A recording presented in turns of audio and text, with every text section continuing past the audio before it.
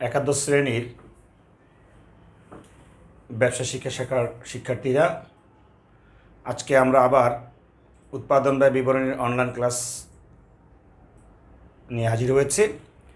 আজকে আমি তোমাদেরকে একটু ভিন্নধর্মী একটা গাণিতিক সমস্যা সমাধান করাবো। এটা হচ্ছে দিনাজপুর বোর্ড 2017। দিনাজপুর 2017।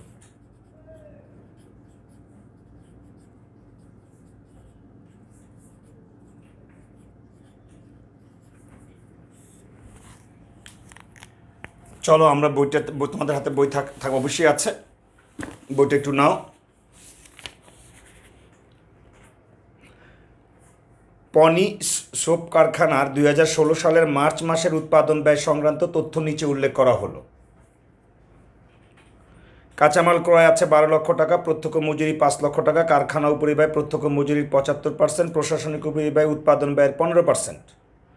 তৈরি পণ্যের সমাপনী মজুদ আছে 8,000 একক, 2,50,000 টাকা। তৈরি পণ্যের, আসলে এটা সমাপনী মজুদ নয়, এটা প্রারম্ভিক মজুদ হবে।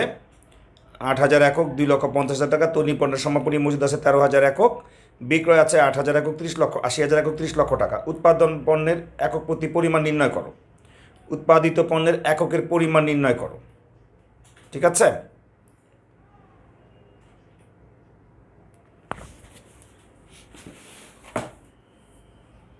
তাহলে আমরা চলো করি।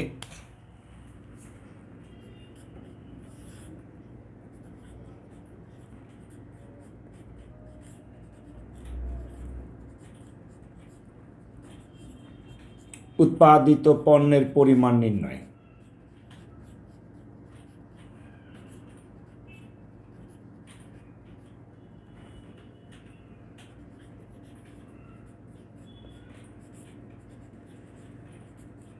উৎপাদিত পণ্য সমান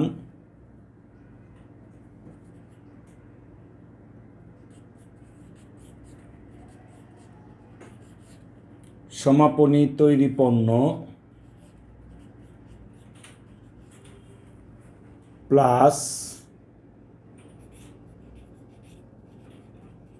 বিক্রিত পণ্য মাইনাস প্রারম্ভিক তৈরি পণ্য। আচ্ছা, সমাপনী তৈরি পণ্য এখানে আছে আমার 14,000 একক, বিক্রয় হচ্ছে 80,000 একক। সমাপনী পণ্য তৈরি পণ্য হচ্ছে 13,000 একক, 13,000, 80,000 এবং 8,000। 13,000 একক প্লাস 80,000 একক মাইনাস 8,000 একক,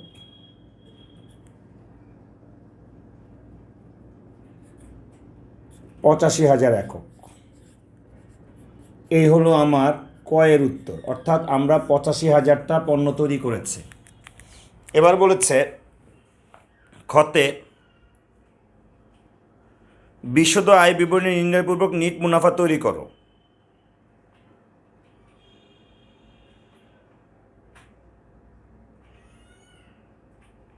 বিশদ আয় বিবরণী নির্ণয়পূর্বক নিট মুনাফা তৈরি করতে বলছে।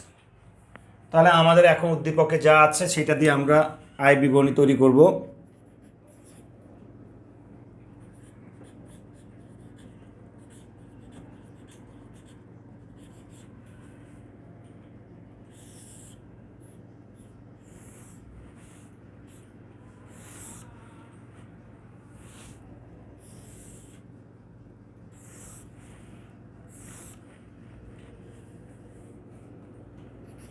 বিক্রয় 30 লক্ষ টাকা,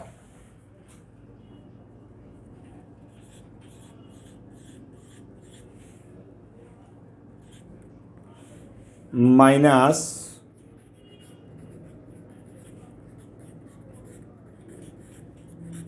বিক্রিত পণ্যের ব্যয়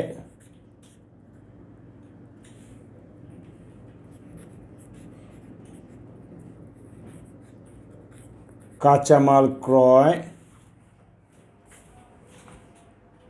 12 লক্ষ টাকা, প্রত্যক্ষ মজুরি 5 লক্ষ টাকা। কাঁচামাল ক্রয় 12 লক্ষ টাকা যোগ প্রত্যক্ষ মজুরি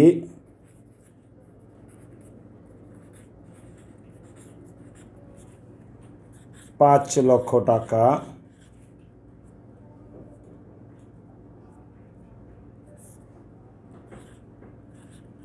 সতেরো লক্ষ টাকা।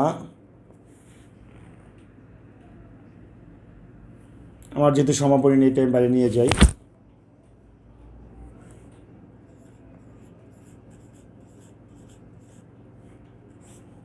আমার থাকে 13 লক্ষ টাকা। এইটা হচ্ছে আমার বিক্রিত পণ্যের ব্যয়, মোট লাভ। এইটা হচ্ছে আমার মোট লাভ।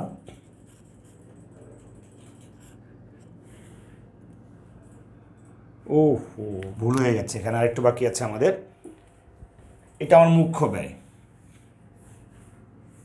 এখানে একটু ভুল আছে। এই 12 + 17 লক্ষ টাকা হচ্ছে আমার মুখ্য ব্যয়। এটার সাথে যোগ করব আমি কারখানার উপরই ব্যয়। কারখানার উপরই ব্যয় বলা আছে প্রত্যক্ষ মজুরির 75%, অর্থাৎ 5 লক্ষ টাকার 75%।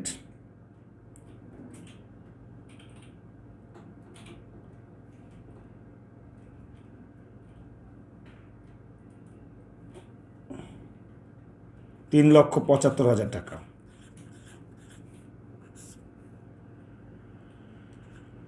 $20,75,000 এ হলো আমার উৎপাদন ব্যয়। এটার সাথে প্রারম্ভিক তৈরি পণ্য যোগ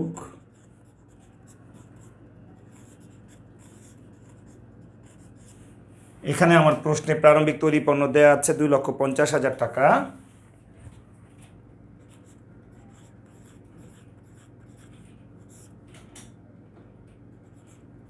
$23,25,000 টাকা।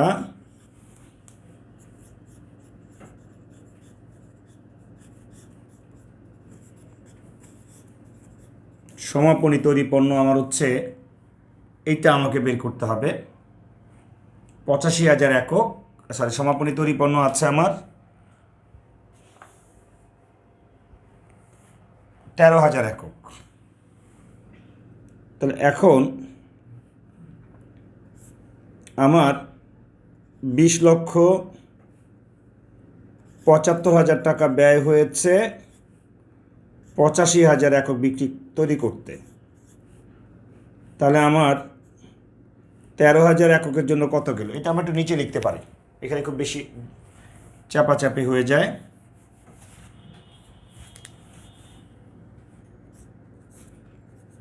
$20,75,000 টাকা 85,000 এককের জন্য। তাহলে আমার 13,000 এককের জন্য কত, এটা আমরা একটু নির্ণয় করি চলো। 20,75,000 ভাগ 85,000 ইন্টু 13,000, আবার 20,75,000 ভাগ 85,000 ইন্টু 13,000, 3,31,735 টাকা।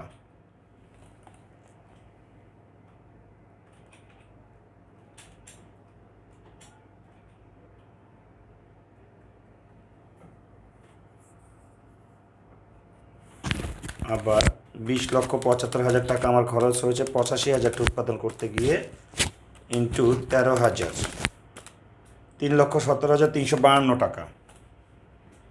3,17,353 টাকা। 3,17,353 টাকা। এইটা যদি আমি মাইনাস করি আমি পাবো বিক্রিত পণ্যের ব্যয় 23,25,000 মাইনাস 3,17,353 টাকা, 20,07,647 টাকা। 20,07,647 টাকা, এই পাবো আমি মোট লাভ, মাইনাস 30 লক্ষ টাকা। 9,92,353 টাকা। 9,92,353 টাকা, এই আমার মোট লাভ। এবার আমার প্রশাসনিক উপরিব্যয় আছে উৎপাদন ব্যয়ের 15% মাইনাস প্রশাসনিক উপরিব্যয় আমার উৎপাদন ব্যয়ের 15%। উৎপাদন ব্যয় আমার 20,75,000 টাকা, 20,75,000 ইন্টু 15%, 3,11,250 টাকা, 3,11,250 টাকা। তাহলে আমার নিট লাভ কত? 9,92,353, 6,81,103 টাকা, 6,81,103 টাকা, এই আমার নিট লাভ। এখন আমাকে বলছেন বিশদ আয় বিবরণী নির্ণয়পূর্বক নিট লাভ নির্ণয় করো, করলাম। এরপরে বলছে কোম্পানি একটি পণ্য সরবরাহ করতে চায়। এইটা আসলে গয়ের উত্তর। এটার জন্য আমাদেরকে আরেকটা উৎপাদন ব্যয়, এইটাকে বলি আমরা দরপত্র, অর্থাৎ টেন্ডারের অঙ্ক বলি আমরা। আমরা যে ধরনের পণ্য উৎপাদন করি, যেভাবে উৎপাদন করি, আমাদেরকে কোনো না কোনো একজন বায়ার আমাদেরকে অফার দিয়েছে যে আপনি আমাদেরকে আপনার মতো একটা পণ্য তৈরি করে দেবেন, এতে কী কী পরিমাণ টাকা খরচ হতে পারে, কি লাগবে, আপনি আমাদেরকে একটা টেন্ডার সাবমিট করেন, একটা দরপত্র জমা দেন। যদি আমাদের পছন্দ হয় বা আমরা আরও অন্য দোকান থেকেও দরপত্র নিব, অন্য উৎপাদনকারী প্রতিষ্ঠানের কাছ থেকে আমরা দরপত্র নিব। যদি দেখি যে হ্যাঁ আপনার দরপত্রের মূল্য আমাদের সবচেয়ে কম হয়, সেই ক্ষেত্রে আমরা আপনাকে এই প্রপোজালটা দিব। তো এখন আমাদের কাজ হচ্ছে যে আমরা একটা টেন্ডার সাবমিট করব যে আসলে কত টাকা হলে আমি তাকে পণ্যটা তৈরি করে দিতে পারবো। এটার জন্য আমাদেরকে তারা কাঁচামাল দিয়েছে, মজুরি দিয়েছে। কাঁচামাল দিয়েছে 60,000 টাকা আর মজুরি দিয়েছে হচ্ছে 40,000 টাকা। তার মানে আমাদেরকে আরেকটা উৎপাদন ব্যয় বিবরণী করতে হবে।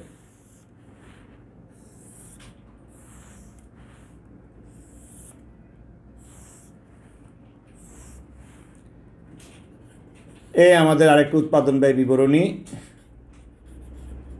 উৎপাদন ব্যয় বিবরণী এখানে আমরা লিখব দরপত্র মূল্য নির্ণয়।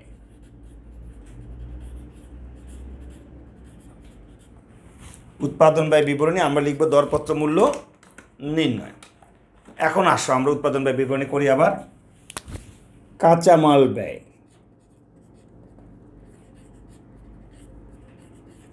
কাঁচামাল ব্যয় আমাদের দরপত্রের জন্য বলা আছে 60,000 টাকা, প্লাস প্রত্যক্ষ মজুরি আমাদের দরপত্রের জন্য বলা আছে 40,000 টাকা।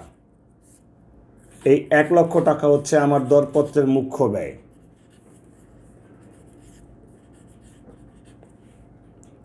প্লাস কারখানা উপরিব্যয়। এখন একটা জিনিস খেয়াল করো, আমরা যখন কোনো দরপত্র সাবমিট করতে যাব, কোনো টেন্ডার সাবমিট করতে যাব, মনে রাখবা আমাদের উৎপাদন ব্যয়ের যে মূল উপাদানগুলো আছে, প্রত্যক্ষ মানে কাঁচামাল, প্রত্যক্ষ মজুরি, কারখানার উপরিব্যয়, অফিস উপরিব্যয় এবং বিক্রয় উপরিব্যয়, এই 5টা খরচের মধ্যে যত ধরনের খরচ আমরা পণ্য উৎপাদন করতে গিয়ে ব্যয় হবে, ঠিক দরপত্রের জন্য আমাদেরকে তত ধরনের খরচ ধার্য করতে হবে। অর্থাৎ আমরা আমাদের জন্য পণ্য উৎপাদন করতে গিয়ে যতগুলো খরচ ধার্য করব, ঠিক তত ধরনের খরচে আমরা টেন্ডারের জন্য ধার্য করব। এখানে আমাদের কাঁচামাল ছিল, আমরা কাঁচামাল ধরেছি, প্রত্যক্ষ মজুরি ছিল, প্রত্যক্ষ মজুরি ধরেছি। এবার আমাদের কারখানার উপরিব্যয়, কারখানার উপরিব্যয় আমরা ধরবো। এখন কারখানার উপরিব্যয় কত ধরবো এইটা আমাদেরকে বলে নাই, তবে আমাদেরকে বলছে কারখানার উপরিব্যয় ও প্রশাসনিক উপরিব্যয়ের পূর্বের হারে চার্জ করতে হবে। অর্থাৎ কারখানার উপরিব্যয় আমরা উৎপাদন করতে গেলে যে হারে চার্জ করা হয়েছে ঠিক সেম হারে আমরা চার্জ করব। অর্থাৎ আমরা কিন্তু উৎপাদন করার সময় প্রত্যক্ষ মজুরির 75% টাকা আমরা কারখানার উপরিব্যয় বাবদ চার্জ করেছিলাম। তাহলে এখানেও আমরা এই 40,000 টাকার 75% আমরা কারখানার উপরিব্যয়ের জন্য চার্জ করব, 30,000 টাকা। এই পেলাম আমি 1,30,000 টাকা উৎপাদন ব্যয়।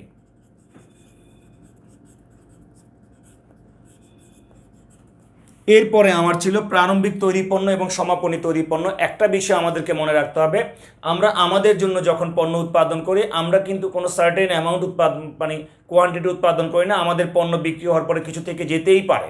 আসলে আমরা তো জানি না আমাদের কী পরিমাণ পণ্য বিক্রয় হতে পারে।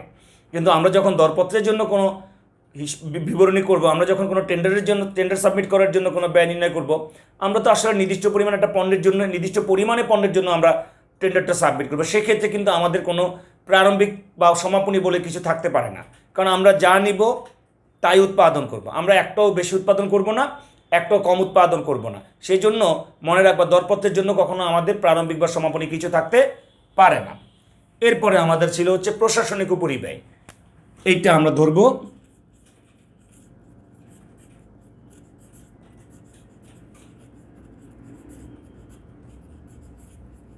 প্রশাসনিক উপরিব্যয় ছিল উৎপাদন ব্যয়ের 15%। এখানে উৎপাদন ব্যয় 1,30,000 টাকা, 19,500 টাকা হচ্ছে আমার প্রশাসনিক উপরিব্যয়। 1,30,000 ইন্টু 15%, 1,49,500 টাকা। এই হচ্ছে আমার মোট ব্যয়। এরপরে আমাকে বলা হয়েছে, আমরা এরপর জানি আমরা মুনাফা ধরবো। আমাদেরকে বলা হয়েছে মোট ব্যয়ের উপর 20% মুনাফা ধরতে হবে। মোট ব্যয়ের উপর 20% মুনাফা ধরতে হবে। তাহলে মুনাফা হচ্ছে আমাদের 1,49,500 টাকার 20%,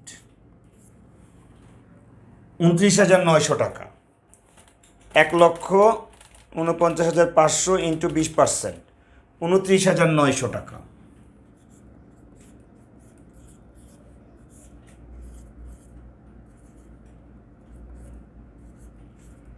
এই 1,79,400 টাকা হচ্ছে আমার দরপত্র মূল্য।